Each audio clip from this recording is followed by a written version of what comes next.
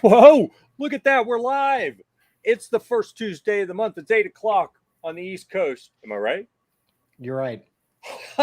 Yeah, that means it's time for the monthly Philmont chat and the Philmont Trek Talk group from Facebook.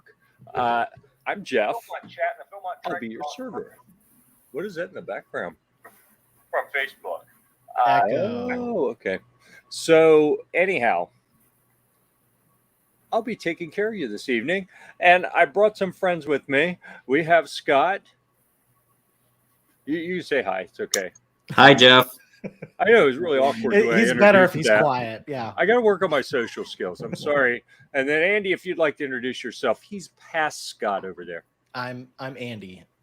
Yeah. I'm the one past Scott. We just spent the last 27 minutes in our pre-show briefing trying to get a stair step thing going with our heads across the screen. So yeah, I think we pulled it off, guys. Good job. All right, as usual, when we start these discussions, we have a couple housekeeping things we like to mention. Number one, this is an interactive program.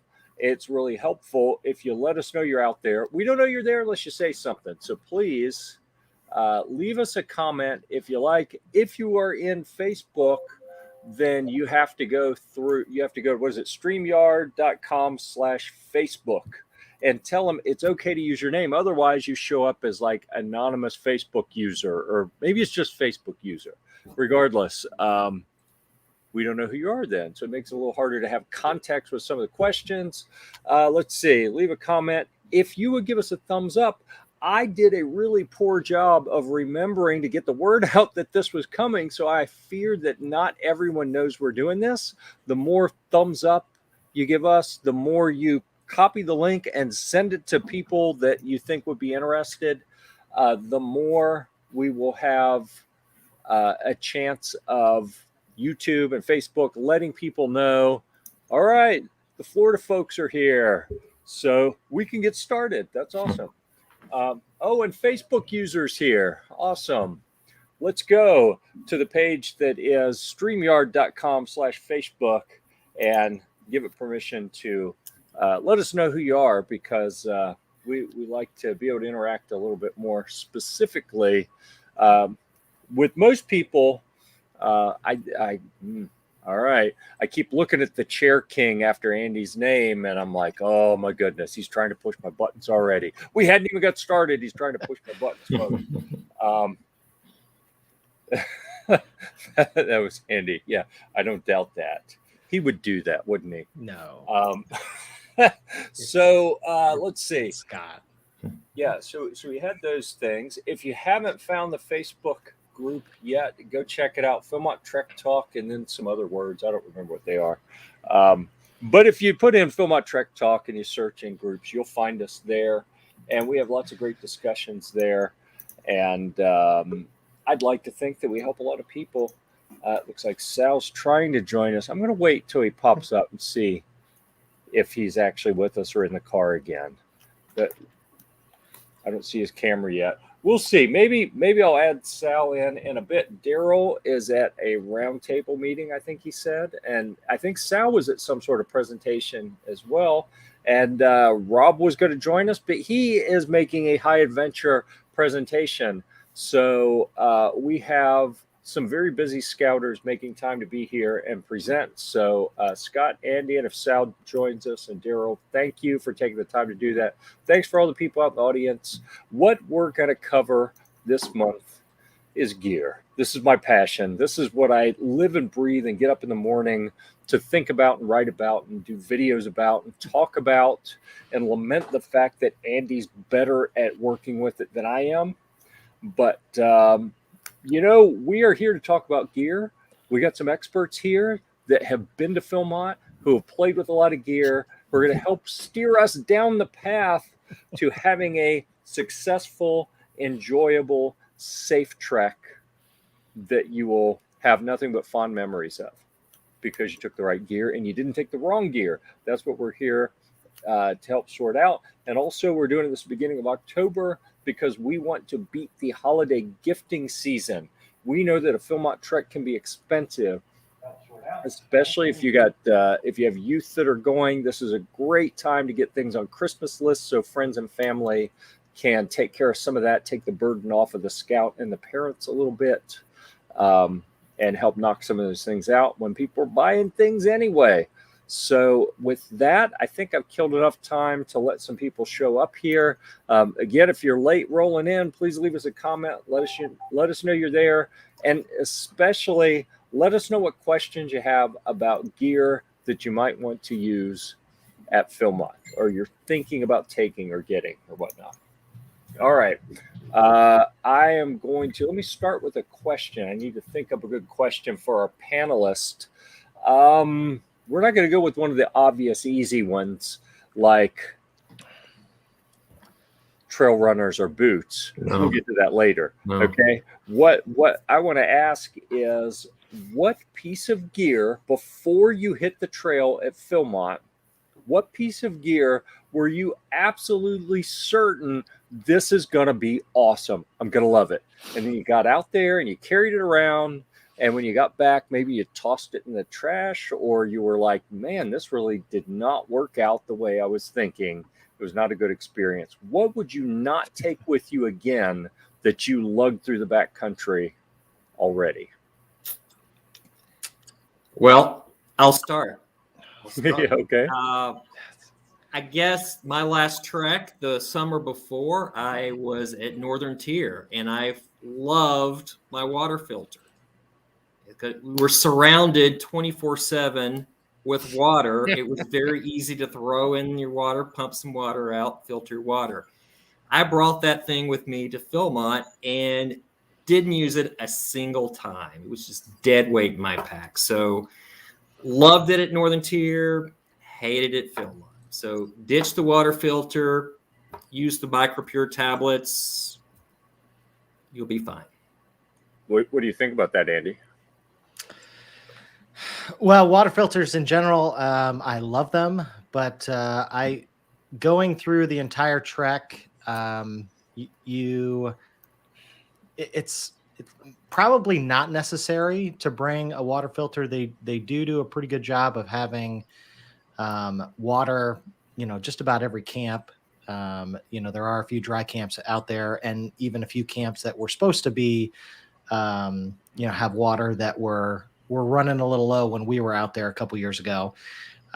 We once had to filter out of a stream, but we could have very easily just used the tablets. It just would have added a little bit of wait time, not the end of the world. So can you get by without them? You absolutely can. Does it kill you maybe to have one per the entire crew? That's probably all you need. That's kind of like your emergency backup just in case something happens. But I can't imagine, you're going to lose all your chlorine dioxide tablets that'll treat the water for you. But having a filter probably isn't the end of the world. So that's interesting. I want to kind of run with this just for a second, because I would have said exactly what you said. And then a month or so ago, I saw where someone in our group, in the Philmont Trek Talk group on Facebook, was saying that they had, what had they done? They had, I don't remember if they forgot to ask for a refill on their water treatment tablets, or if they asked and they were out at the commissary in the backcountry. But regardless, they ran out. And that's the first time I'd ever heard anyone say that, that they had, through some feat of logistic, bad luck, they were without the water treatment tablets. At the end of the day, you can always take a shirt or something, do your big screen, and filter-ish through there, and you're probably going to be fine anyway. It's pretty good water up there. I think that the tablets or filters are largely precautionary, not necessarily, not strictly necessary for Philmont specifically. I wonder if Sal is trying to do audio only. We're going to see if that's what he's doing, because he keeps coming back and I have yet to see a camera. So we're going to see if he wants to join the discussion. I think he's still traveling. Yeah, and I hadn't heard anything yet, so I'm going to take him out, and when he gets settled, then he can get back in. because I don't want him trying to drive and cause a wreck or something. Absolutely. It would be bad juju. So, speaking of water filters, I'm going to agree with you. I think that is the one that is probably the biggest for me that I had taken before. And I've been kind of an evangelist for water filters. And I'm pretty anti-pump filter, because the first trek I was on, we took a pump filter and it was a huge pain in the butt. It kept getting clogged and it was just so much work, pumping and pumping and pumping. I moved to a gravity filter system. I've got a platypus system, the 2 liter and the 4 liter. And, you set your source bags up. Where's my camera? There we go. And then your bottle that's coming down is below it, and it just drip, drip, drip. You go do other stuff. I was like, this is awesome. This is the way to go. And I don't like the taste of the MicroPure tablets in the water. And that's what I told the crew that I was going with this past summer. And you know what? I'm not as persuasive as I thought I was, because they listened to everything I said very politely and said, yeah, no, thanks. We're going to use the tablets. And I was distressed because I was a water filter evangelist, right? But hey, I'm a guest. It's the scouts decided that's what they wanted to do. So that's what they did. And you know what? It was perfect. I cannot think of a single time on our 12-day trek in June, a few months ago, that I would have preferred to have had the water filter. In fact, it was so much easier and quicker, because everyone, I heard what you said about the wait time, Andy, that it's important that if you need water right now, you're going to have to wait a half hour. If you want to use the tablets, and be sure that they are minimally effective, it's a minimum of a half hour. And what is it, like 10 hours or something? If you want the complete full effectiveness, it's like 30, 4 hours. 4 hours. If you've got cryptosporidium, that's the hard shelled stuff that takes a while to really kill. But the other thing, though, that I've seen a lot posted online too, and people can go out and look at this up too, is the chlorine dioxide that they give you is the tablet forms. And I know there's a lot of people that are out there that use the drop forms maybe at home. Okay. And one thing that people talk about with those is if you increase the dose, it actually shortens the treatment time. So you can go out and read a lot of this stuff. So now you don't want to be doing 5 times or 6 times the dose, but if you double it, you're still within safe. Even triple it, you're still within safe standard. So the single dose is pretty minor and has relatively no impact for us. So we can actually tolerate a much higher dose before we start to notice it. So some studies and whatnot, people talk about that even if you don't want to wait the full 4 hours, doing a double dose drastically cuts that down. The one that I saw said it cut it down to about an hour or 45 minutes. Just with a double dose of the drops, the chlorine dioxide versus the tablets. So if you're really in a pinch, could you do that? And if you wanted to be ultra safe and wait, you could do something along those lines. Or it's the old fashioned, tried and true, get the stove out and boil it up. Yeah. I'm hoping most crews are in a practice in the evening before they go to bed is they're treating all the crew water at that time. Yeah. And that way it has overnight to really do its magic. Yeah. So you're really only, to your point, if you're really in a pinch, you lose your water or you have a very long route to your next watering hole, is it going to be a problem? Yeah. And it's nice too, with that in mind, that you can have, if you've got 2-3 liters, that maybe, 1 liter is from last night. Before you run out, if you hit that, midday water source, go ahead and fill up, treat it then. And if you still got hours to hike before you get to your camp for the evening, you've got that 1 liter to go through that was from last night or from the morning. And the other stuff is in your pack treated while you're hiking. So by the time you get to camp, you've got another couple liters that are ready to go. That way, it's you've always got something that's current, that's safe. And before you run out, hey, I've got 2 liters that are empty, but I'm still good on this one. Maybe I'll just hike to the next one. Maybe it's safer to fill those 2 empty liters up and treat them. That way, when you run out, you've got something ready to go. So we come in here to talk about gear. The first thing that we all agree on is you don't need to take the water filter. You can use the tablet. So we've just like talked people out of gear there potentially, and I'm okay with that. So my goal here isn't to tell you go buy this gear. It's to figure out what gear do you need to be happy. What are you able to leave at home, not carry with you? Yeah. Everything you carry adds weight. Every bit of weight slows you down, increases your risk of injury. And I know for us old people, the risk of injury, breaking down on the trail, stranding your crew, causing them problems is probably greater with us than it is with the youth. So the less we carry, the lighter stuff we carry, the less risk we are to ruin things for the crew and cause big problems. So Jeff, let's talk about that piece of gear that I really wish I had at Philmont. I meant to take it, and it didn't work out for me. Not the chair. Not the chair. He's talking about his crown. He likes to take it with him when he backpacks. So a little bit of background. I was in a crew with a 12-person crew, myself and 3 other adult advisors. And through the process of an Agatha Christie novel, I was the only adult over 21 standing after day 4. Ooh. And I had to make some tough decisions on, do I want to take the adult advisor's jet boil with me, or do I want to send it back to base camp with the third adult that dropped out? And I sent that jet boil back home. I had no coffee for 4 days. It was a rough go with a lack of caffeine. So, that jet boil in combination with the Whisper Light stoves, I think worked well with the crew. The stoves for the main meal cooking, and the jet boil was for my coffee. So that's what I was missing. You know, it's interesting that you'd say that. So first trek we used white gas. It was a Peak 1 stove. All right. And this was years ago. So it was kind of state of the art back then. Peak 1, with the little pressure vessel underneath and then the burner on top. And you would have to unscrew and pump it up. Try doing that while you got a pot of water on you're trying to boil without making it fall off.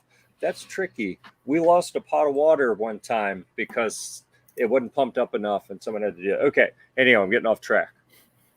That was one stove. Second time, Whisper Light. The old standard. Everyone talks about Whisper Light stoves. Man, we had 2 of them. We would use multiple stoves at a time. It's funny. So here, show of hands. How many of you, your crews use one stove for cooking, and you have one that is a backup that's only used in an emergency? We did that. Yep. Interesting. Okay, so the show of hands. How many of you run them both at the same time so to get done quicker? Here. Okay. So what we did this time is instead of doing white gas stoves, we did the isobutane canister stoves, and we almost always ran them in tandem. So we're boiling half as much water on 2 stoves, run them at the same time, and cut the time quite a bit because the huge pots at Philmont's issues have so much surface area. You're losing a lot of heat out through the pot. Reducing the time that you have them there and running smaller pots really cut down on the time and the fuel use and everything. So I thought that was pretty good. We're getting to the point. I am actually thinking that something like a jet boil with the increased efficiency and how simple they are, run 2 or 3 of them in parallel. And who cares? Why would you ever have to worry about carrying a big heavy duty stove that can hold an 8-quart pot? No need. Just run the small pots. If you need 8 quarts, if you got 3 stoves, you're doing 3 batches. And the last one is some extra water for cleaning up afterwards. That's kind of what I'm thinking. I know I ran a lot there. I think it makes a lot of sense, though, from the standpoint, too, that a lot of the scouts that get out there are probably pretty familiar with using a canister stove, at least multiple times. And at least for us, the only times we busted out the white gas stoves was going out to Philmont. So, and the hike, before a couple times, just so we could train so that we were familiar with it. But other than that, every other trip we go on, we're using the isobutane, canisters and, a pocket rocket 2 or something like that. And those things work great. And I take those everywhere. I go out to Colorado. I use them at altitude. There's no issues. Same. We had no issues. That's a common thing that you hear is you get up at altitude and they're not going to work right. You have to use white gas. And people have been using them for years at Philmont. Yeah. I mean, you're only going to be camping at a maximum of 11,000 and some change, maybe at the absolute highest camps. Yeah. There are peaks that you summit and come back down, but you're not camping up there. So the canister stoves can work. And then you don't have to carry something just for coffee and then something else for cooking. Just wrap it all together and make it easier. One type of fuel. So, yes, interesting. I think we're getting somewhere here. Philmont gear in general, do we want to methodically work through stuff or just keep kind of randomly talking about things? I think we need some questions in the comments. So folks, if you're watching, you have comments, please. Well, maybe I can ask a question. I do have a question for you guys for this. So I was talking before we started that I was really excited. Today is the first day of the 2023 Philmont Lottery. I'm ready to go. And I'm in the recruitment phase at this point. We're going to be doing a little, not a shakedown hike, but more of a kind of a backcountry introduction, just to gauge some interest and get people to sign up. I don't want them to go out and buy a $500 pack for this little hike, right? I want them to buy gear that would be useful for a Philmont trek, but also something that they might use at another camp out or something like that they would get some use out of it. So with those type of parameters in mind, what would you guys recommend that they spend some money on right now? Well, the first thing I'd say is don't spend any money at all, if possible, especially if you don't know, you haven't committed, you're not all in as far as going to Philmont yet. If you're kind of sticking your toe in the water and kind of dabbling around the edges a little bit, like we did, we had a hike this past weekend. So, and it was primarily new scouts, newer scouts, inexperienced scouts, and a couple guys that have done a little bit of backpacking, but have never done Philmont. So we had 0 Philmont veterans on the crew. And there was a couple of guys that, we were talking about if you need packs, let's ask around the guys in the troop and let's get some gear that hopefully fits you. Okay. But let's for this trip, let's not run out and buy a whole lot. We're just going to try and work on some skills. We want to get you introduced to it. And we don't want to shell out a whole lot of money until, you kind of get a little further down the road, but it also gives them a chance to try a couple different types of things. I kind of wish I had that for myself where I could, go into a community and say, well, I'd like to try that chair and I'd like to try, those trail hikers and all that kind of stuff ahead of time. And then you kind of start to figure out, well, what do I like? What do I not like? And if the holidays are coming up and you're thinking of, putting a couple of items on your list, you have a better idea of things that I hated that pack, or I really liked, that piece of gear or whatever it was. So whether it's, we had kids on this one, we didn't make it tenting a requirement. So we had a mix of people that were tenting and hammocking and a whole range of different things. But for some of them, it was first time, really doing either one on a backpacking trip. So that was kind of neat to do.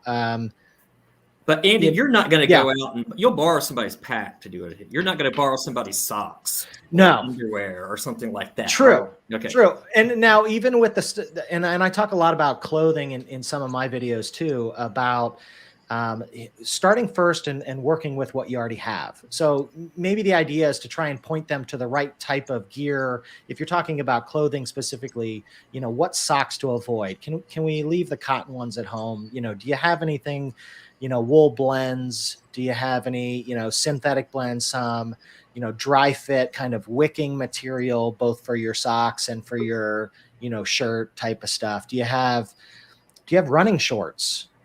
Some people love to hike in those. If you don't, do you have hiking, pants, zip off pants that maybe you use with a scout uniform, or that maybe you have that one pair for when you go camping. What can we use that you already have, so that a scout can live on a budget? And then you start to figure out, after doing a couple of those hikes, and you hike 6 miles in them, and you realize, that shirt really chafes me, or I don't like these socks. Maybe I'm going to upgrade, and for the holidays, I'm going to ask for, a pair of darn tough socks, or I'm going to look at, something else, a different shirt. I've been talking, for example, a lot of my scouts have been looking at like long sleeve hoodies for like fishing shirts. They're dry fit material. They're great for, SPF protection from the sun. I use them when I go hiking out west at altitude, fishing shirts, because I don't always love to wear a hat. So sometimes I just have something that I can, pull my hood up and get a little bit of shelter from the sun.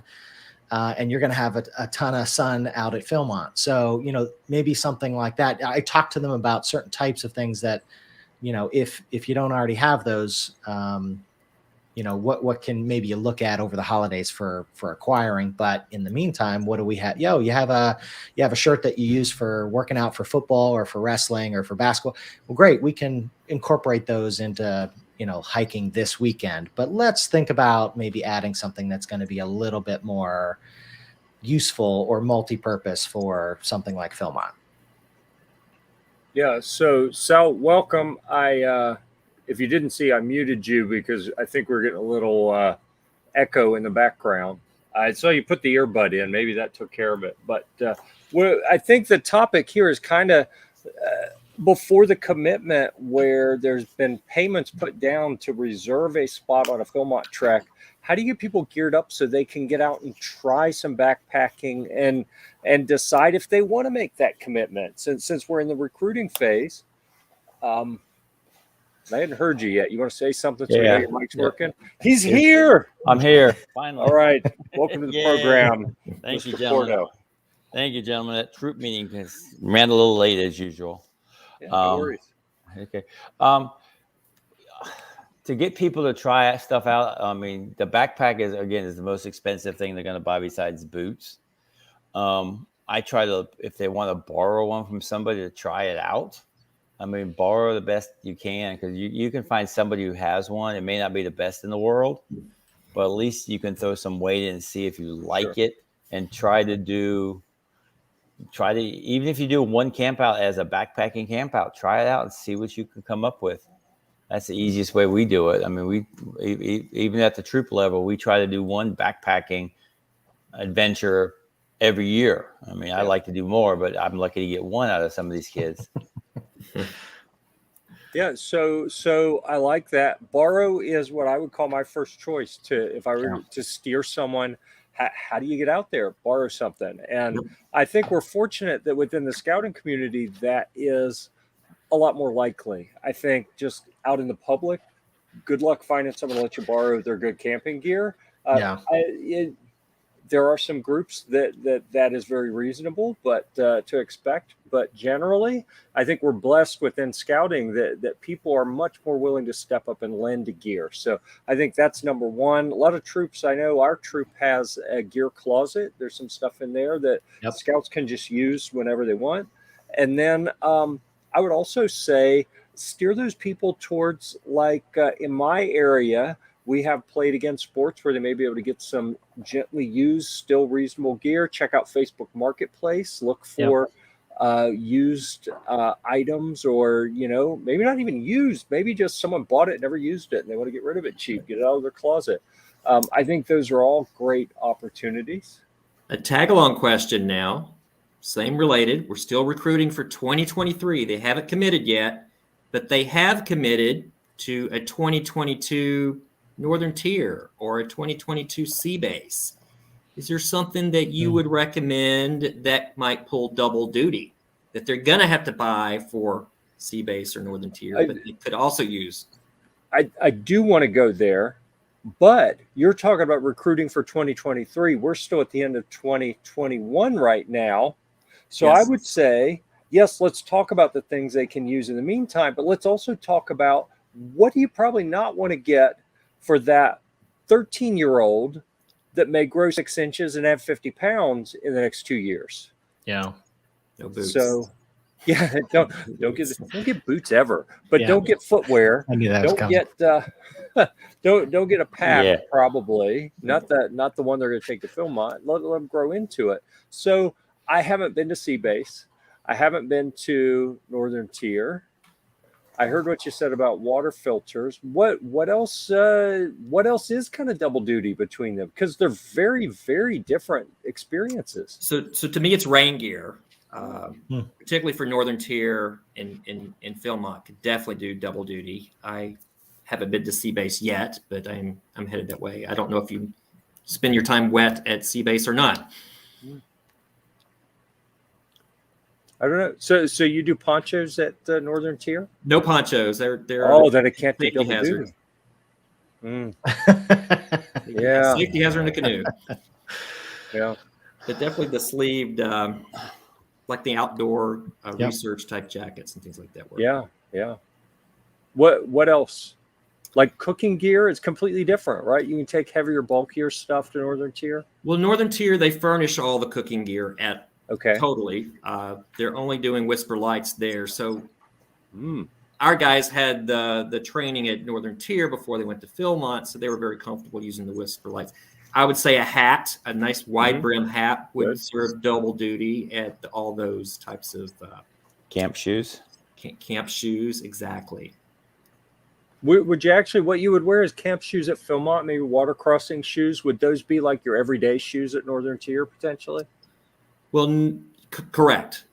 Something you Interesting. could pack in your dry bag that would stay dry and you could get out at camp to wear. Mhm. Exactly. Your chair. No Yes. Yes, your chair. No chair. Yes, chair. There's probably more in there. Yeah. You know, if you're going to have personal food kit kind of thing for each scout, I don't know if it's going to be that much different at Boundary Waters versus Philmont. You know, your sleep stuff, I mean, is going to be very similar. The temperatures might be a little different, but maybe not drastically. I know when we were up there, it was 50s and 60s were kind of the overnight lows. I think we had one night that got below 50, and that was about it. So we had pretty good weather up in Minnesota, but we had a couple chillier nights at Philmont. So maybe your sleep gear could do double duty, but it may be a little warm for you at Boundary Waters and fit you just right at Philmont kind of thing. I would agree with you, Andy, on the sleep gear with maybe one exception. I really like the down at Philmont because it packs so nicely. And at least for me, it didn't rain as much as it did this past season. But there's too many opportunities for down to get soaking wet at Northern Tier. So I kind of go swing to the synthetics for that. That's fair. Yep. Gotcha. So I love the direction you went with that topic, Scott. Let's kind of swerve just a little bit off of that. Not even high adventure. Let's say I'm a parent and my kid just came home telling me about this Philmont place, and it's almost 2 years. It's a year and a half, almost 2 years from now. But in the meantime, they got all these different, car camping and some backpacking and other troop outings. What can we do that's going to be kind of double duty there? Like, where do we need to steer? Hold on, I'm the parent in this example. Where do you need to steer me on what to buy so that I'm not getting a whole bunch of stuff that in a year we're going to have to replace it with stuff for Philmont? Yeah, and that's pretty common. I mean, we see a lot of parents that are buying the new Scouts, things that are absolutely perfect for, winter jamborees and, our fall campouts and things like that we're going on. But, we're throwing all the gear in the trailer and hauling the trailer to the campsite, parking the trailer, at the shelter. We're cooking there. So everything, we're not walking more than 10 feet. So although that gear is perfect for that kind of situation, it may be completely inappropriate to expect a scout to try and carry all of that stuff for a 5-mile stretch. Sure. So what you typically get for backpacking for a Philmont trip is in a lot of times completely different than what you might buy for a normal camp out. So that is a challenge, and it's tough because a lot of scouts that come in, they are going to do all the camp outs, a lot of that kind of stuff. We're out there every month doing something, but it's once every 2 or 3 years that we're doing something like Philmont, and like Sal said, our group, we try and do at least one backpacking trip a year. If I can get 2 or 3 out of them, I would, but one is maybe one. And then if we have a group going to Philmont, we get in 2 or 3 other training hikes for just that group, but it's not the whole troop. So those other kids haven't acquired or invested in the time to figure out what should I even buy. So that's tough. I've had a lot of the parents, trying to talk to them and say, if your son has talked about it or is thinking about doing a Philmont trek at some point in time, come talk to me. I'm happy to kind of give you some one-on-one type of things about what are the things that you can acquire that he could use on both a camp out, Sure. just here in Southern Indiana, for example, but you can also take out to Philmont and hopefully then have some things that do some double duty. But it's tough, as you alluded to earlier. What are you going to buy for a 12 or 13-year-old, now, but he's not going to do a Philmont trek until he's 16, or 15 or something like that. They tend to grow from what I've heard. So something that in that scenario, I think I've carried a foam sleep pad on one trek, and I've taken inflatable sleeping pads on 2 treks. I prefer the inflatable. It's more comfortable, especially the older I get, the worse my back gets, the more I appreciate having a little bit more cushion under me. But if I'm looking to buy for a 12 or 13-year-old, or even, for any kind of youth that is going to need to use, so we don't have to buy them multiple pads, because not everyone has a gear shelf with 17 pads on it, like some of us may or may not have. If we want to get one and be done with it, I'm going to say like a Thermarest Z-Lite, that type, or the old school, blue Walmart or brown Army roll-up closed cell foam pad.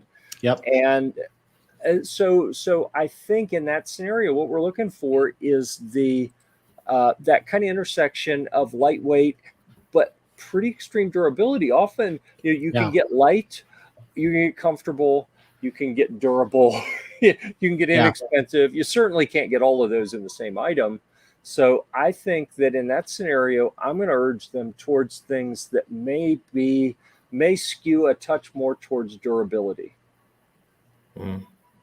Yeah, and I would probably be more okay with the types of items that they're not going to outgrow. Like you mentioned, the air pad. If you're getting a standard size, foam mat, whether you're getting the Thermarest Z-Lite or the Nemo Switchback or one of the other closed cell foams, or they're getting a little pillow, maybe a little backpacking pillow, inflatable, or something along those lines.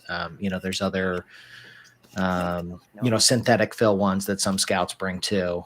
The types of things that they're not going to outgrow. It's tough to invest a lot in rain gear, which I do recommend, but I don't know that I would invest in a lot when they're 12 and 13. That's probably something I'm waiting until 6 months before they go to Philmont, and then we're looking at getting some decent gear for that trip.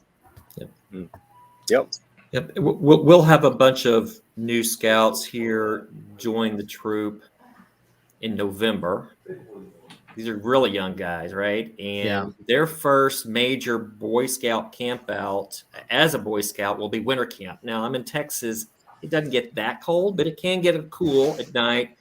So the parents are all anxious about, getting them something warm to sleep in. So at that point, I would recommend a 20-degree bag, which would be lined up with what Philmont. But don't get a kid-size bag. Go ahead and get the full-size adult bag. And if you can all afford it, get one that is compacts as best you can. So Sure. Yeah, Yep. that's good. I mean, the big expenses, you don't want to have to keep buying. You don't want to get one early and then have to get another one. Like the backpack, that is so tough because it needs to be the appropriate size. Yes.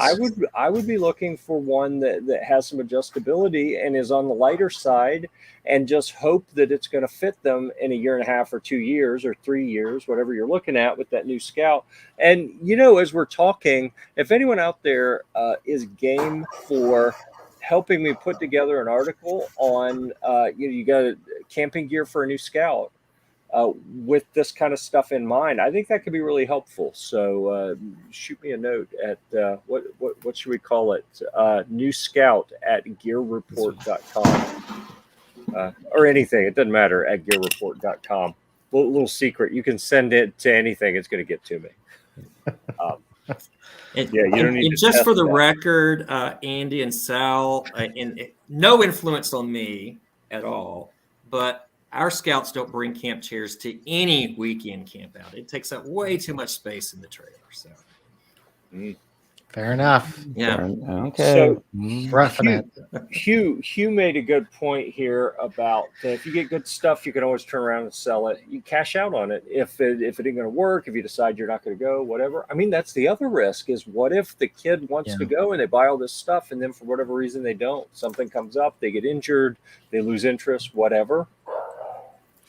Well, one advantage too of buying at REI, at least you've got a 12-month window that if for some reason you're buying something and something comes up, you can return it within 12 months. So, and there may be other vendors out there that have similar types of return policies, but even if you've used it a few times, you can still turn around and return. Right. So Chris asked if you have to take the giant, that emphasis was from me, not from Chris, Philmont pots. No, you don't. You don't at all, actually. And then we talked earlier about the option of running multiple stoves with smaller pots to get them done quicker and with less heat loss. So I think there's actually, I expect in the next year or so, we're going to see some guidance from Philmont on some alternatives to the massive pots and their prescribed cooking method, just based on some folks at Philmont that I've talked to. But until then, it works. Yeah. It works perfectly. I wouldn't go that far. Come on. I would. I've done it every year, and it doesn't. I have no problem with it. Come on. I have no problem with it. Okay. My crew runs it every time. We practice it at least 3 times before we go. They know how to use the stoves, and it works. And I mean, I don't see any problem with it. I know you don't like it,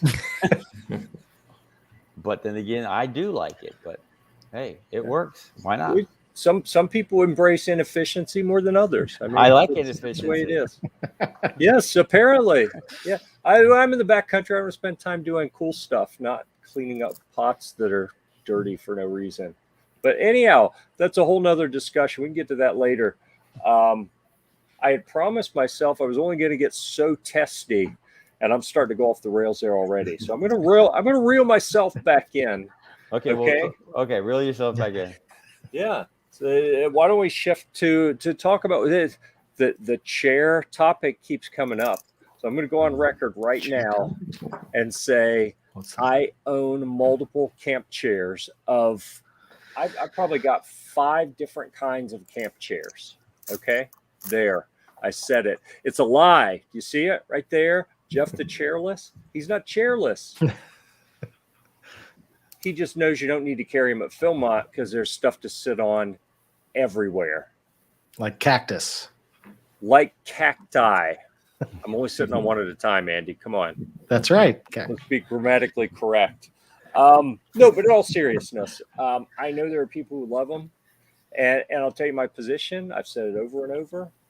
If you can keep up with the scouts and not get injured carrying the extra weight, carry whatever you want. As long as it's not a danger to the crew, carry whatever you want. But most of us old people who claim to need a chair are carrying too much weight, going too slow, biggest risk to have medical issues on the trail. You need to carry less. There is something to sit on at every campsite in the backcountry. That's not true, but at most of them. Some of the unimproved sites may not have something, but at the vast majority of sites, they're littered with trees and stumps and things that have been put there just for you to sit on, so you don't have to carry a chair. So I would like to, here's why I get so vehement about this. It's become this movement. Like, people are convincing folks who don't know any better that they have to have a chair. And I'm like, no, seriously, there are plenty of things to sit on. I get by absolutely fine. I rest my back. I rest everything without taking a chair, without borrowing a chair. You don't need one. If you can afford to take one, it makes you happy, please do. That's my position.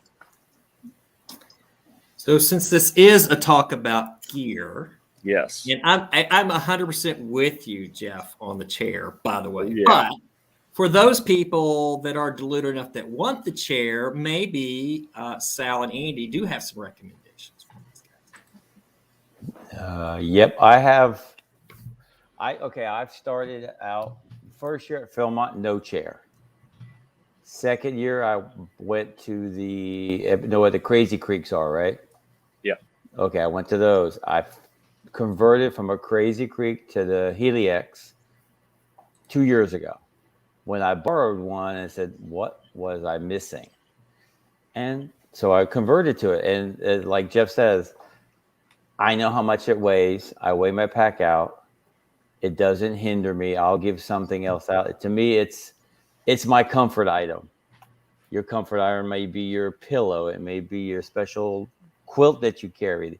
Do you need that special quilt, or can you get by with something less? You probably could, but you want to take it. So, It does. So Sal, just give me.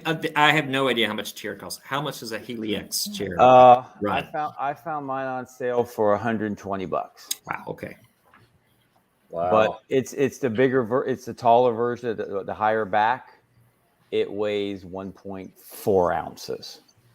So you've got like pack, boots, and the chairs right a close second or third in terms of your expense. Yeah, pack is the most expensive. Well, pack and boots are both expensive. And then the chair was the third, I guess, expensive item. Everything else is inexpensive if you add it up. And then you look at it, and how many times do I use that chair a year? It's just not used at Philmont. It's used at every camp out. So as I put how many nights I use on it, I've paid for it already. Why not? You 1.4 pounds. Is that what you meant to say? Yes, 1.4 pounds. Yeah, less than 2 pounds. Say, if you can sit in a chair that's 1.4 ounces, then your diet has been more effective than my diet. 1.4 pounds. Yes. Okay. So that's Andy, do you have any other chair recommendations? Well, if only I had a video that would specifically talk about what to bring to Philmont when it comes to seating. There might be a Gear-Report.com plug in there somewhere. But there's a lot of different things depending on if you're an adult, if you're a kid. The kids, I think, can get by with a sit pad, for $5 if they don't want to sit on the ground. It's closed cell foam. It's waterproof. You can buy them on Amazon. There's a lot of no-name brands out there. You don't need to spend a whole lot of money. If you wanted to get something, so you're heading to Philmont and trying to decide, should you bring something for your seating need? Did you hear that guy talk right over you, Andy? Yeah, That's that's rude. That is rude. Oh my goodness. That guy has no manners. Anyway, there's other options too. If you want simplicity, you can look at something like a stool in addition to the sit pad. If they don't want to do the sit pad, they don't want to, that's great, because if you're sitting on a log, if you're sitting on a rock, or if it's wet and you need to kneel down to put stuff into your pack, you can use your sit pad, for all of those different types of things. But then you can use a stool if you are taking a quick 20-minute break. It was rare that I stopped on a 20-minute break to take out my chair. It happened occasionally, but the scouts that had stools, the little tri-leg, like Alps mountaineering type of thing, they would just pull those things out and be, sitting on them in 15 seconds. So there's some that are really convenient, and those are sub $20. They're usually 15, 16 bucks on Amazon. You can look at Alps Mountaineering. And there's a few other brands out there too. Or you can invest in something that's a little bit more expensive, but in my opinion, also more comfortable. So, I like the Helix Chair Zero. The retail price is $120. I think I got mine for about $80 on Black Friday deals, the year before. So, and backpacking for me is something that I do 5, 6, 7 times a year outside of what we do with scouts. So I do that on my own personal time. So, for me, investing in something that I've probably already used on 30 different trips is worth it to me. So there are ones like that are out there. They're about £1 each. REI has the Flex Light, which is their version, which is slightly lighter and slightly cheaper from a standard pricing standpoint. So there are some options that are out there. If you wanted to get into just a basic chair, you could go to Amazon and look at Trekology has, I think it's the Izzy Go for about $40, and the chair's about 2 pounds. So you can get into a full featured chair that's comfortable, and relatively lightweight. It might not be as lightweight as the Helix at 1 pound, but 2 pounds is not terrible. But again, you have to look at this and say, and I'm a big believer in what Jeff was saying earlier, you don't want to be carrying too much weight. There has to be a balance between being comfortable in camp and being comfortable on the trail.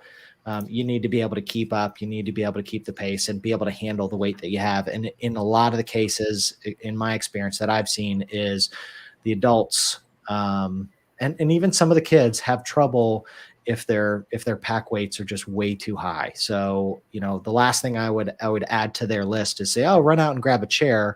I would probably first sit down with them and say, well, what's your current pack weight? What's your base weight?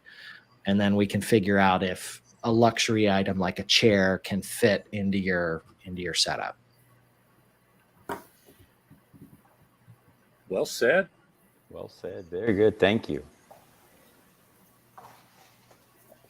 All right. So speaking of comfort items, Jeff, is there an item that you really don't have to have that you carry because it just makes your life that much easier? That's an excellent question. I'm trying to think, what do I have that I could get away with not having? I've really pared everything down to the point that I struggle to come up with something that I don't know. Are you still testing out the umbrella? No, but it's sitting over here, and I need to get out and try that. I have not had the nerve to actually take it and forego, other rain gear, which I guess I wouldn't have to do. I think that's what I'm going to do. The next trip that I go backpacking, I think I'm going to take the umbrella, and I'll take my poncho also because I like superior rain gear, and that will plug. That'll give me an opportunity to try out the umbrella. Yep. Yeah, I'd be torn whether I would bring something like that to Philmont, even though I bring it on almost every other one of my backpacking trips. I did not take it on my Colorado trip into the Holy Cross Wilderness just because the rain chances were minimal in September, and I had other rain gear. So, that was something that I went back and forth on. But, when I went down to the Smokies, I was so happy that I had it with me because I could use that and not have to wear rain gear as I'm hiking along. So, So what do you think if you're on a trek that is going to take you into some areas where there's not a lot of tree cover? Like, for example, 2017, we exited through, what was it, Chase Ranch. So we came out from Poniel and out the route that takes you out to Chase Ranch, and that last day and a half is, I mean, geez, the last few days there's an awful lot of wide open, no trees in sight. You're going through these, old spaghetti western, backdrop kind of canyons, and some shade without being cooped up in rain gear, just to have that umbrella. That I think could be really interesting. That could tempt me to take something that I don't have to have just for the benefit of having a little bit of shade on those days. I think you got me to talk myself into taking something extra, Scott. Good job. Well, for me, my extra, and I could sleep with a bunch of wadded up clothes, dirty clothes under my head. But for me, it's the 5-ounce inflatable camp pillow. That is worth every ounce. Okay, I agree, and I take one. And the reason that I didn't consider that an optional item is with the herniated disc in my lower back. If I don't get my spine aligned just right, I'm done.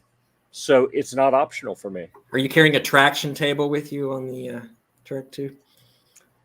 No, but I have had multiple scouts and even a few adults threaten to tie me up to a tree, which I suspect they meant so they could, hold me up and then put weight at the bottom to stretch my spine, take that compression off of that herniated disc.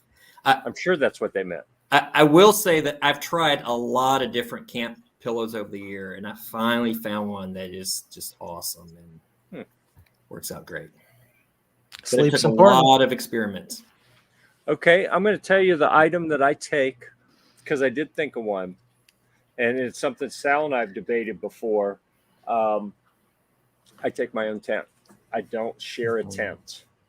And for me, I'm not carrying additional weight. Like if I share a Philmont tent, I'm going to be carrying 3 pounds. My tent's 2.5 pounds. So I'm not doing it to save weight. I'm doing it because I've been married for a couple decades and I get handsy at night. So is your other adult advisor carrying the full Philmont weight? Are they carrying their weight on tent as well? I think everyone carries their own. It's up to them what they do, or if they choose to split with someone. But that's a good point. I, in my selfish pursuit of making sure I was in my own tent, never considered the impact on the other adult leaders. Wow. Okay. That was very selfish. Yeah. You're a bad person. Wasn't meant to shame you at all. No, it just occurred to me. So now's a good time to do my little bit that we talked about before, where I said, you know what, I'm thinking about doing the same thing I did last year's trek. I didn't go with my own troop. I just kind of put the word out, hey, have pack will travel. If you need another adult, let me know. So now that my dirty laundry has been aired, if you still need someone and think I might be, worthy of joining your crew, let me know. I'm not booked for 2022. Andy, come on, quit making those faces. I have feelings, man. I would take you, but you'd have to share a tent. Oh my goodness. In my group, my crew, we use Philmont tents unless it requires, you don't need one. Like if you have an odd number or something like that. Otherwise, everybody uses Philmont tents. That is non-negotiable. For the adults, the adults I can almost see sometimes they could, but for the youth, this is my reasoning why the youth must take Philmont tents. Let's say a youth went camping a month ago with their troop, okay? And they have their tent. They're teenagers.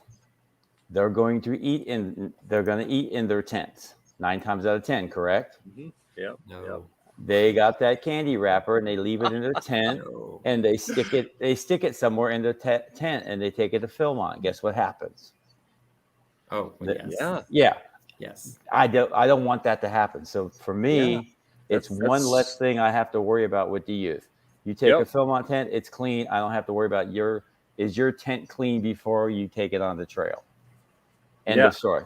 Yep. I mean, this year I had 4 adults, 2 shared a tent, and I had 1 female. Of course, I couldn't share a tent with her, so we both had single tents. But the 2 adults I used Philmont tents, I asked them how they liked it. They go, it was fine. We had no problem with it. So, Yep. I mean, for the youth, it's a requirement. You're taking a Philmont tent. You don't get an option, because unless you can guarantee me that tent is clean. I don't want to be the guy on the news saying, yeah, he got a bear came and visited him in the middle of the night. I don't want to be that guy on TV. Yeah.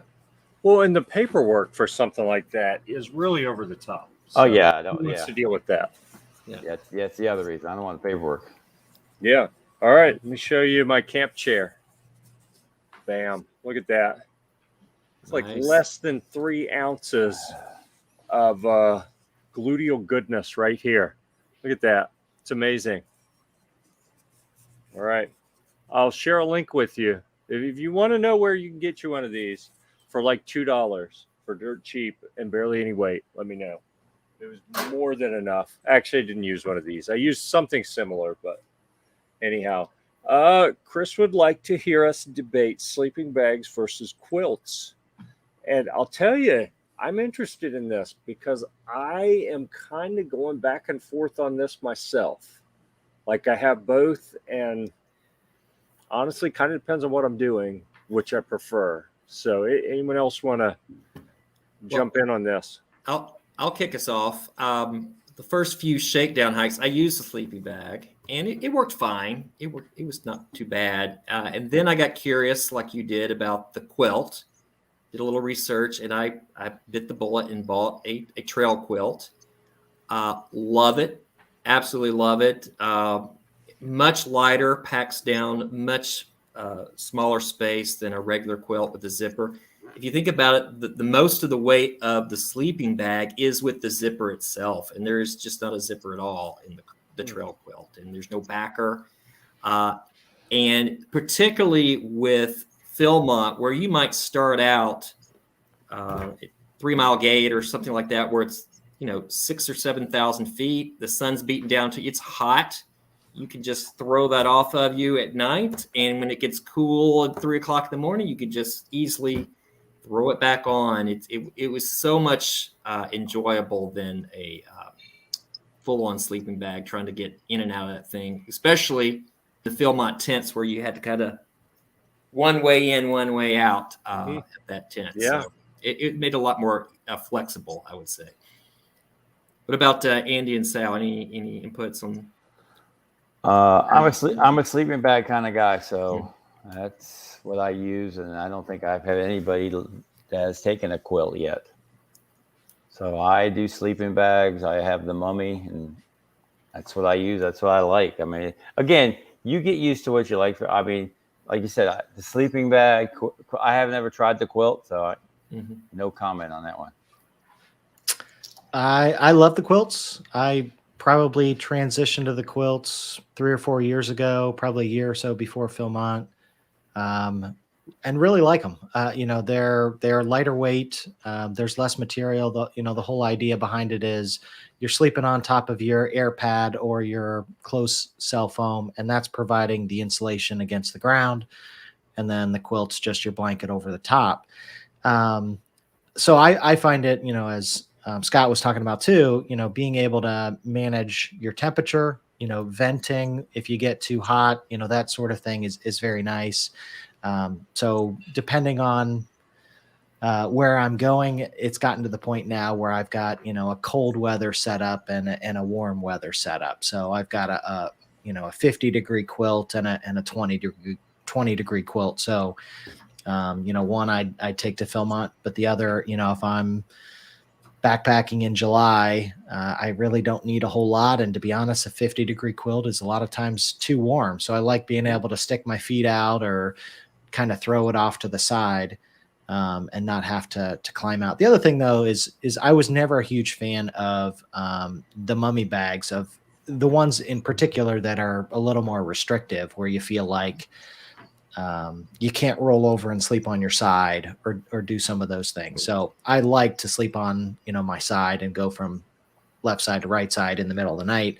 And I always find that a little bit more restrictive in some of the tighter mummy bags. So when I found the Quilt, as long as it worked, it was super comfortable for me. The question that I'd have is, would you recommend that for a scout though? So to me, Why not? I guess why? What are you thinking, Andy?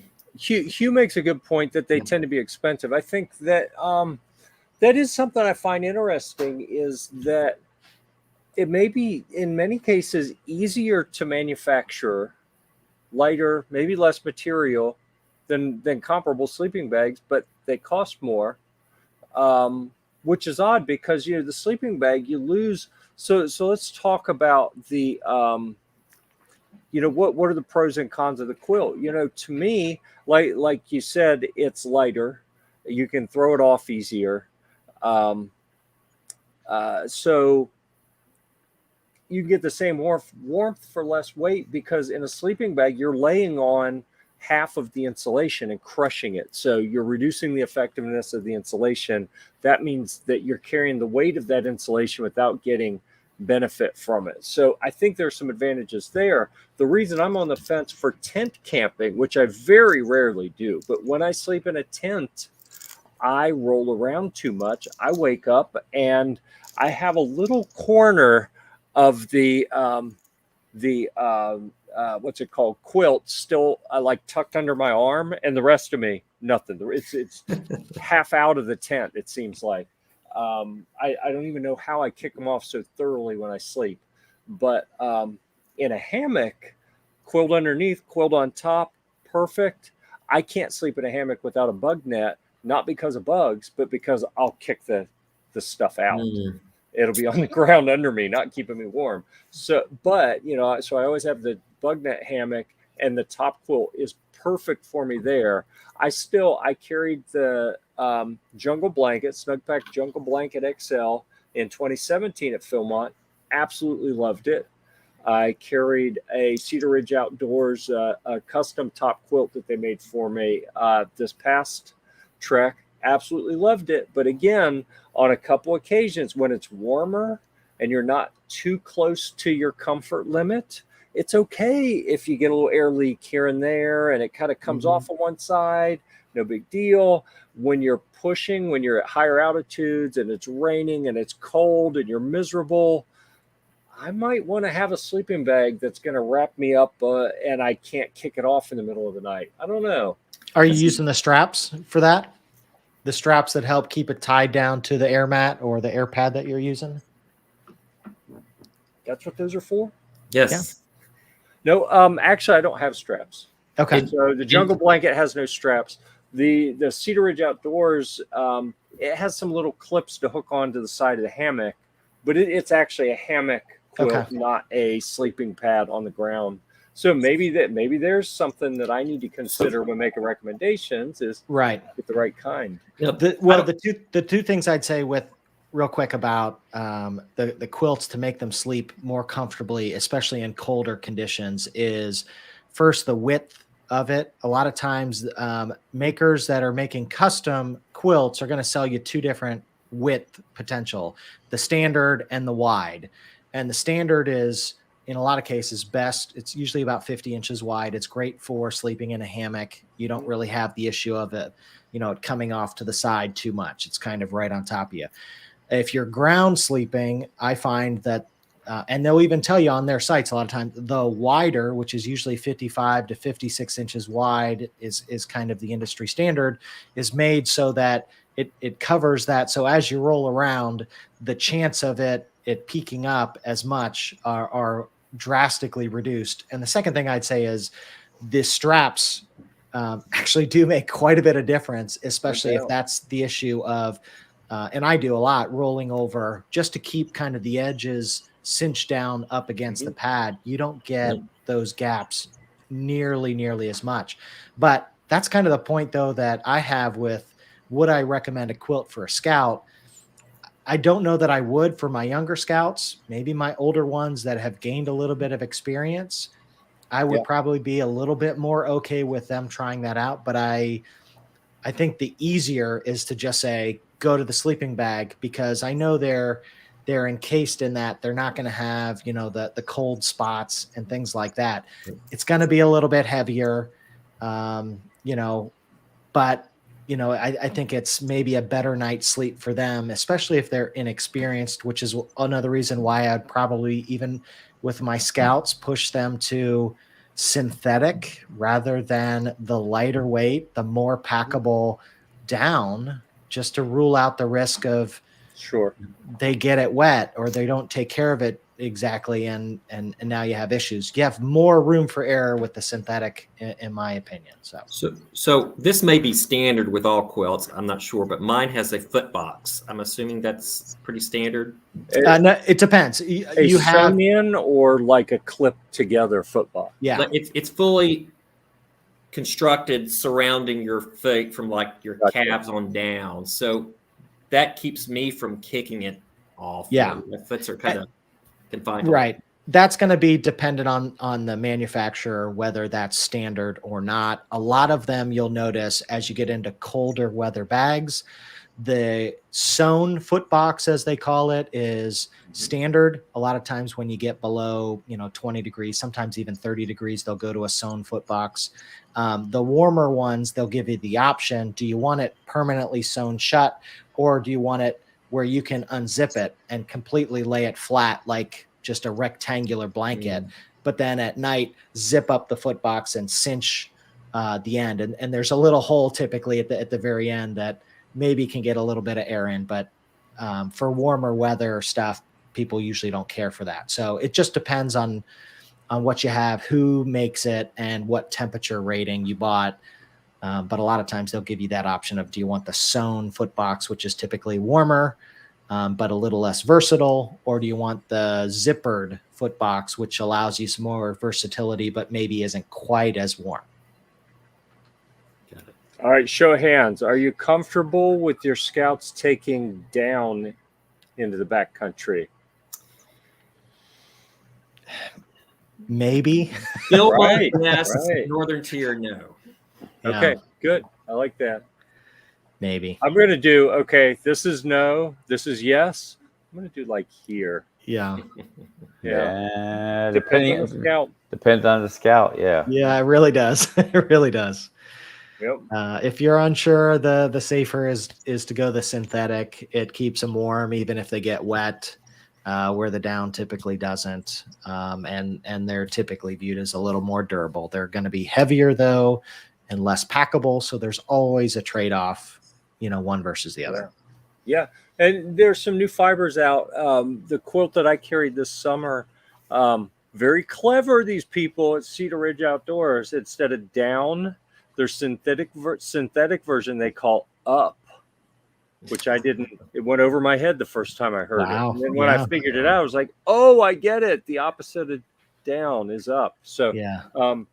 Very close weight, packability, insulation, everything. Synthetic options, I think, are getting a whole lot better. Okay. Okay. There's your umbrella. Who can guess where Sal is in that picture? Or is that Sal? Is that someone No, else? it's not me. It's not me. Sorry. It's one of the guys on the track. Here, I'll give you another picture. Hold on, see. Let's try this one. Now you know where we're at. Wait a minute. There. Now you know where we're at. Oh, you're Dan Beard? Bingo. Look at Oh, that. yeah. Going into the Valle. Yeah, but the gentleman he had one of those, he carried an umbrella with him. Yep. And they really got their start, people hiking through deserts. I mean, that was the big thing. The sunbrella, was meant to be more of a shade than it was rain protection. And then it's just kind of grown in the backpacker community. So now you see them a lot more than you ever have. And I think that's only going to continue. I mean, this gentleman took his with him, and the first time he pulled it out, we all kind of looked at him funny. But after a while, I was like, okay, I understand why you're taking it now. Yep. Yeah. All right. So there you go. There's my contribution. Oh, well, we appreciate it. Okay, so I'm going to make last call for questions from the folks out in the comments. We, we never know how long these are going to go. It depends on the questions, depends on how lively the discussion is. I don't want to keep people on the panel if you have other commitments, but I'm willing to continue for a bit if there are any questions, if there's anything you guys want to talk about, or we can start wrapping it up depending on what our audience and panelists want to do here. So, does anyone have anything you want to talk about? Well, for the folks that are going in 2022, how is everybody coming on recruitment, or is everybody getting full, or are they getting to the point where, because I know last year was a lot of leftovers from the year before, so the recruitment was much easier. This year, we don't have that COVID overflow, so I'm finding recruitment is a little bit harder than last year. So, for the past few years, it's been, 17, there were treks. Was it 18?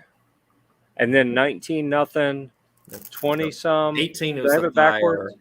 18 was the Okay. fire. 18 19 and was then 19 and then 20 off. Right. So 18, 19, 20, there was only 1 year. I guess where I'm going here is typically we've got a really steady flow of scouts coming back from Philmont to their troops with awesome stories and inspiring people to want to go. We've lost, in the last 4 years, we lost half of that. Correct. Do you think that's having an impact on your ability to wrangle up people who are interested enough to put their money where their boots are? Well, that, and I mean, from my perspective, it's getting to be almost, I'm at $2,300 for a Philmont trek. That's a chunk of change for a lot of people. Mm-hmm. So is Philmont going to slowly price themselves out of, they used to go up $50 a year. This year they went up $200. That's a lot of popcorn. That's a lot of popcorn. That's a lot of popcorn to sell. For a troop to go, that'd be one thing. I'm talking contingent level. Yeah. I'm to the point where we're looking at 22, trying to fill that crew up. Then how many crews are we going to do in 23? We're thinking about dropping down a crew or two just to be safe. Yeah. Because I've got 60 spots, not left to fill. I got 14 spots left to fill for 22. Yep. When is the point do I start panicking? Whole crew, yeah. That's a whole crew. So I'm one crew short, but then I got one crew that wants to take 14 people. Huh. What do I do with 14? Yeah. Philmont's not going to give me a 14-man crew. Right. They may give me a 13-man crew. So how do I approach it? So they become the core of two crews. You split them 7 and 7, and then each of them picks up a couple people. That's what we're probably end up doing, and make them sister crews. Because it's one troop with 14 people. I told them, I said, well, we'll make you sister crews, and you guys can hike together and not hike together. That's tough, though. I mean, seriously, do they have 14 people that their adventure, their desire for adventure, their ability to keep moving down the trail is all within parameters where they would be, suitable to go together? Well, they have 13. Oh, they have right now. They have 13 people signed up to go. Now I just got a phone call today. They want another person to go. That makes 14 people they want in one troop. I don't know if Philmont's not going to give me a 14-man crew. Right. They may give me a 13-man crew. So you're speaking from the standpoint of a council contingency, right? You're not talking about a troop. Okay. Correct. Well, but in this case, it could be he's just talking about 14 people from one troop. That could be what someone from a troop is considering as well. And basically what I'm saying is they're going to have to hike the trek based on the lowest common denominator. The least capable person out of 14 is going to define what they can do, as is the case with every crew. Right. But it seems like that I haven't seen many troops that everyone would really be happy with what the lowest common denominator can do. Typically, you get that many people, there are going to be some who want to go and some who want to go slow. and you put them all together, that's going to be a bit suboptimal, I think. Like if you tie them all to the same trek. Correct. Yeah. So I haven't approached that how we're going to figure that one out yet. So that's tomorrow's project. Yeah. But right now I have 14 slots left to fill. Wow. For 2021, 2022, and most of those are youth. So. Yep, our guys have been very fortunate the last few years. It's just we do the rotation every 3 years. We're cycling back, and it's just we just hit Philmont at the sweet time of 2019, and didn't have those issues. Yeah. Same. All right. Well, I hope they don't price themselves out, really.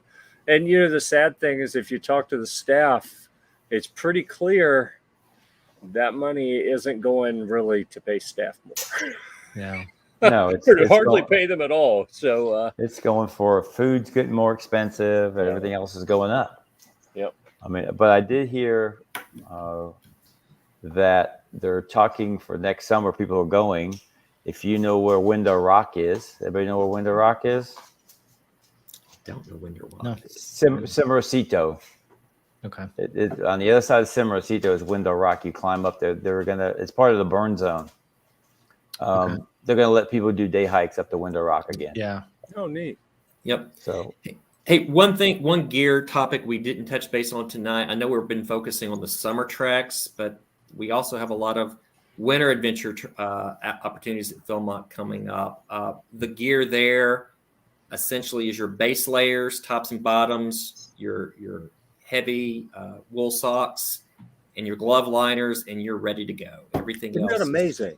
See, I had thought that gear would be a flat disqualifier for me because I don't want to own all that stuff. Right. And then when I heard that they provide almost everything, it's like, whoa, Wow. okay, maybe I can do this. oh no, I'm still not doing it. Okay, let me float an idea. This will be the bonus for the people who have made an hour and 22 minutes with us. I've not mentioned this to anyone. What do you think about approaching Philmont with the idea of setting up like an autumn adventure trek for our group? Make it kind of, get a couple of the moderators or panelists or whatever, and go with a bunch of the group members. See if we could get enough people together to get a couple crews to go out on an autumn adventure. How would you think that would be different than some of the other folks in the group that have already posted their autumn adventure photos the last month? I think it would be different if we don't let Brian Cox go with us. Yeah. How about a Philmont Trek Talk Caribbean cruise? That sounds even better. Okay. I'm down for whatever. No, I'm joking. I would love to do an autumn adventure. That sounds awesome. I mean, you guys all understand that it's all business expenses for me. This is a write-off. So whatever we do, I'm good. I guess I could write. Guess I could write it off too under Wilderness First Aid, right? Yeah, absolutely. So I am going to plan, like, especially if I end up on a crew for 22, I am going to plan a Florida vacation to do Wilderness First Aid training with my good buddy Sal. Okay, and it's going to be a write-off. There you go. I'll put you up in the travel trailer. Oh, that's even better than I was hoping for. That's awesome. It's sitting in the front yard. It's all hooked up, ready to go. So there you go. Sold. Okay. Sold. I was gonna ask for 2 trees to hang a hammock from, but I can do that too. I can put you in the trees outside in the backyard. I got 3 acres. Go place and find a tree. Yep. Nice. So, but seriously, we've missed the opportunity for an autumn adventure this year. I think there are probably some opportunities where we could pull something off, but think about, and maybe I'll float the idea publicly to say, should we approach Philmont with some sort of something out there organized within our group where, whether it's something special or, like they have the OA Trek and they have something else that's just like it, but it's not called an OA Trek. It's the exact same thing. Like we rebrand something for the Philmont Trek Talk Trek, whatever. I don't care. I just think it'd be kind of neat. We could do a Rialto. Oh, that would be. I think the attendance just dropped on that suggestion. Yeah. The 21-day. Yeah. Oh yeah. I think that would be absolutely phenomenal. Except that I'm going to speak for myself. With each year, I get less tolerant of people who annoy me. And I don't care. You could be Saint Scott, Andy the Great, Sal could walk on water literally. I'm going to hate you by the time we're done with 21 Days in the Woods. But it'll be half as much as you hate me. Maybe a third or yeah.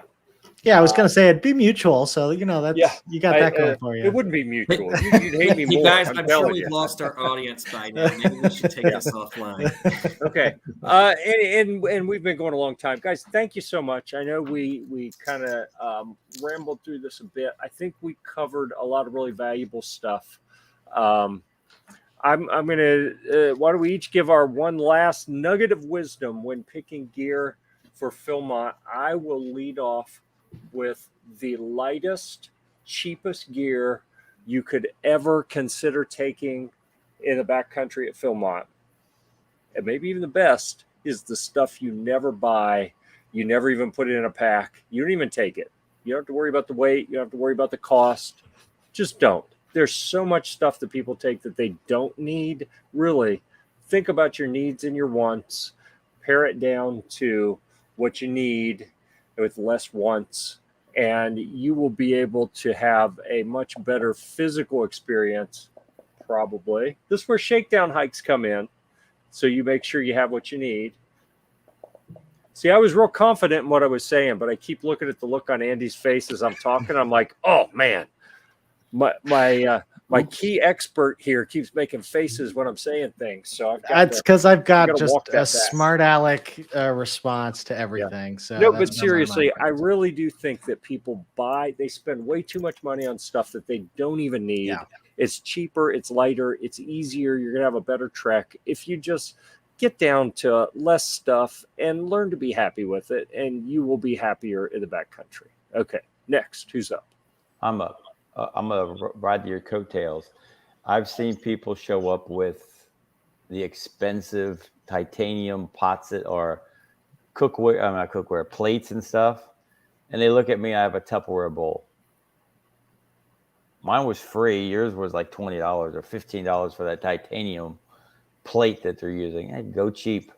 And if you're looking for something, I tell people the first thing I go looking for a website, I go to the sale side. Who cares if it's last year's color? If it works, it's for me. I don't care. You don't need the best thing off the market. You can get last year's, it's just as good. It may not be the color you like, but go for it. All right. I'm done. More solid advice. Solid advice. All right. We're on a roll. I'll go up next. It is the Scouts' trek. It's their responsibility to run their trek. And I'm a firm believer because they're younger and hopefully stronger. They carry 99% of the crew gear. And the adults, the old guys, we're doing good to stick along with our own personal gear. Maybe we take the first aid kit because we're wilderness first aid trained, but let them carry the crew gear. Correct. I think that's the great equalizer right there. I've heard people make fierce arguments for we are all part of the crew. We are all going to carry our own weight. And I've seen the result of that firsthand where it grinds to a halt because someone is too tired. They can't keep up. So the flip side of that is you got to slow them down somehow. That's right. So, all right. Yes. So I think I'm going to go ahead and say it. We got 3 solid entries in the final go here. So no pressure, Andy. None. What do you got for us? I would say 2 things. and they kind of tie together. One is go light as possible as you can. So I'd almost challenge yourself as you go through the shakedown hikes. See what you can get by with, and yet still be completely safe and completely comfortable. So I think as you go through that process, you find out pretty quickly, I'm bringing a lot of extra stuff. So, that's the first thing that I would say. And the second is bring a chair. There you go. Yes. It was going so well to let Andy have a turn. You knew that was going to go in there somewhere. Hey, Oh wait a my minute. goodness. Maybe we'll have a fall trek chair required. Huh. It'd be the chairman's council. There Right? you go. The chairman council trek. Thank you so much. We've been at this an hour and a half. That's 90 minutes of your life you will never get back. No, I sorry hope about that. we provided some value for you. I That's know why I was late. It's been a great discussion. Thanks, Sal, Andy, Scott. I really appreciate you being here and helping share some knowledge. Again, I feel like we had a goal of giving people information to help them have the most enjoyable trek possible. I feel like we did well, so thank you. How about I'm going to give everyone some homework. In the Philmont Trek Talk group, we need some discussion on what the topic should be for next month. So the November discussion. So feel free to leave us your comments there. Leave them here, whatever you like. I'm stalling a bit because I see something where someone else is trying to join us, but I can't figure out who it is. I'm thinking it's probably Daryl. I'm going to let him in. Can we bring him in and then we all exit at the same time? I'm rolling the dice here. Let's see what we got. Mr. T is muted, and that is Daryl. I recognize him. Okay. But he's driving. So you know what? I'm going to pull him right back out because I don't want to tempt him to try to participate while he's driving. So we've seen he cares. He wanted to be here. He tried to get in. And it counts. I give him. It was a cameo. Yeah. Oh, it counts. It counts. We're gonna put the checkbox. He was here. I'll tell you what. Until next time. Thank you, everyone on the panel. Thanks for all the questions. Thanks, guys. Hike on. Oh, look at that. This was great, guys. Thanks. Well, thank you. We appreciate your multiple questions, Chris. You made this show along with the other people who commented. So no, it's just Chris. Time, just Chris. He stayed till the end. Yeah. Good job. Okay. I'm going to end this in a new way. All right. I'm ready to stop the broadcast. Is anybody not ready? Hike on. Hike on.